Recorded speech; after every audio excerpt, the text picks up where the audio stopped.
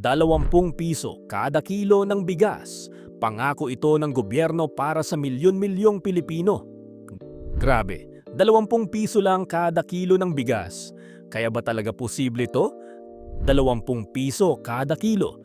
Mas mababa ito kaysa sa totoong halaga ng bigas sa merkado. Umaabot na raw ito sa buong bansa mula sa mga bukirin sa Nueva Ecija at Iloilo hanggang sa mga pamilihan sa Metro Manila. Umabot na raw ito sa 12 milyong benepisyaryo sa buong bansa. Ayon sa gobyerno, ganito ito gumagana. Bibilhin ng gobyerno ang bigas sa mas mataas na presyo tapos ibebenta sa 20 piso. Ang pagitan, sinasagot ng subsidy, pera ng gobyerno. Ang National Food Authority ang siyang namamahala sa pagbili at pamamahagi ng subsidized na bigas. Galing ito sa magsasaka o sa imported na bigas. Tapos ang pagitan ng presyo, sagot ng subsidy ng gobyerno.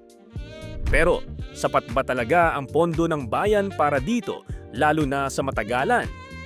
Karamihan sa bigas ay galing sa mga probinsya tulad ng Nueva Ecija, ang tinatawag na rice granary ng bansa. Kailangang tiyakin, hindi malulugi ang magsasaka, sapat ang pondo ng bayan at talagang nakakatulong sa mga pamilyang Pilipino. Kung tumaas ang presyo ng bigas sa mundo, lalaki rin ang gastos ng subsidy.